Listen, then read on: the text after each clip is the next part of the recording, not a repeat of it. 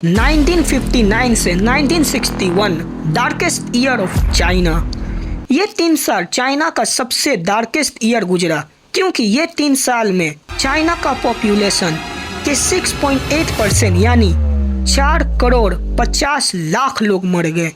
ये इतना ज़्यादा लोग थे कि अंदाज़ा इस तरह से लगा सकते हैं कि कनाडा, ऑस्ट्रेलिया, सऊदी अरब, मलेशिया और अफ़गानिस्तान ये 5 मशहूर देश का पॉपुलेशन से भी ज़्यादा थे।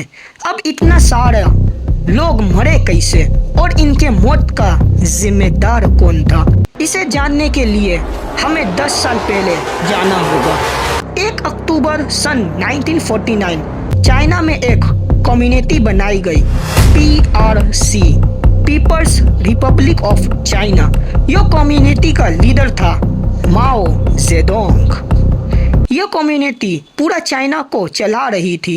ये PM या प्रेसिडेंट नहीं था, ये एक पूरी कम्युनिटी थी जिसका हेड था माओ जेडोंग। यहाँ माओ जेडोंग ने 1958 में ग्रेट लीप फॉरवर्ड को लॉन्च किया। इसका मतलब था कि माओ यहाँ चाहता था कि चाइना को बहुत तेज़ी से मॉडर्न और एक स्ट्रॉन्ग नेशन बनाया जाए। जो काम 10 साल में होता था, माओ ने यहाँ उस काम को 1 या 2 साल में करने लगा। माओ का यहाँ टारगेट था कि चाइना जल्द से जल्द इकोनॉमी, इंडस्ट्री और एग्रीकल्चर में तेजी से ग्रोथ करे। तो यहाँ माओ ने ग्रेट लीप फॉरवर्ड को 1958 में लॉन्च कर दिया। माओ ने सबसे पहले छोटे छोटे गांव और परिवारों को मिलाकर कम्यून बनाना लग गया। कम्यून यानी जो लोग एक साथ काम करते थे। यह एक कम्यून 5 से 10 हजार लोगों का होता था। इनका टारगेट था खेती, बिजनेस या फैक्ट्रीज, शिक्षा, सेहत और प्रशासन को एक साथ मिलाकर एक आत्मनिर्भर बनाया जाए। हर गांव में एक छोटे छोटे फैक्ट्रीज को बनाया गया जहां किसान धातु को गलाकर स्टील बनाने का कोशिश करते थे। इनका मकसद बस एक ही था, चाइना को दुनिया का नंबर 1 स्टील उत्पादक बनाना। यहाँ जल्दी जल्दी स्टील बनाने के वजह से वो स्टील यूजलेस और लो क्वालिटी बन रहा था, क्योंकि ऑफ कोर्स ये बनाने वाले एक किसान थे जिनके लिए तो ये सब बिल्कुल नया था। उनका जिंदगी तो खेती के लिए बना था, लेकिन ये माओ जेडोंग के लोगों ने उनसे ज़बरदस्ती स्टील का प्रोडक्शन कराने लगे।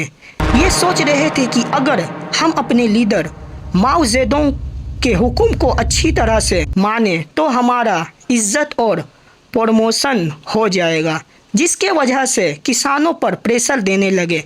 लेकिन ये शायद भूल गए थे कि अगर हम किसानों को खेती से हटाकर किसी दूसरे काम में लगाते हैं तो वो खेती कौन करेगा, जिसके वजह से अनाज का प्रोडक्शन कम होने लगा।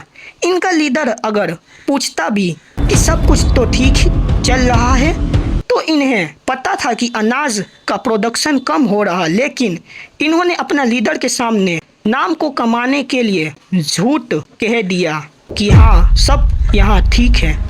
यहाँ अनाजों का प्रोडक्शन गिरता रहा और जल्दी जल्दी और न्यू वर्कर्स यानी किसानों से स्टील बनाने के चक्कर में स्टील भी खराब बनता रहा। एंड रिजल्ट साल 1959 में सूखा पड़ा। अब यहाँ पहले से ही चाइना के पास अनाज कम था, जिसके वजह से भूखमरी होने लगी। लोगों के पास पैसे होते हुए भी खाने का कुछ नहीं था। पहले लोग पत्ता, घास, बीज और दरख्त के जड़ को खाते थे। फिर लोगों ने कीड़ों को खाना शुरू कर दिया। उसके बाद मरे हुए जानवरों को भी लोगों ने खाना शुरू कर दिया। अब लास्ट स्टेज जब खाने का कुछ नहीं बचा, तब यहाँ लोग कैनिबल बन गए, यानी इंसान ही इंसान को मारकर खाने लगे। लेकिन फिर भी हिस्टोरियंस कहते हैं कि इसमें 1.5 करोड़ से लेकर 4.5 करोड़ तक लोग मर गए। यहाँ चाचा माओ ने पूरा चाइना और चाइना के लोगों को ख़त्म कर ही दिया था।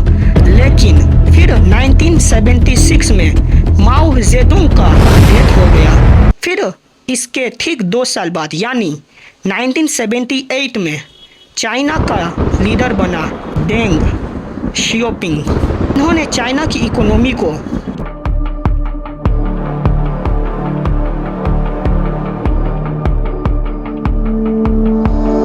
अगर आपको ये कहानी इंफॉर्मेटिव लगी हो तो दानिश वाईटी को ज़रूर फॉलो करें ताकि आपको ऐसे ही और हिस्ट्री का हिडन चैप्टर्स मिलते रहे।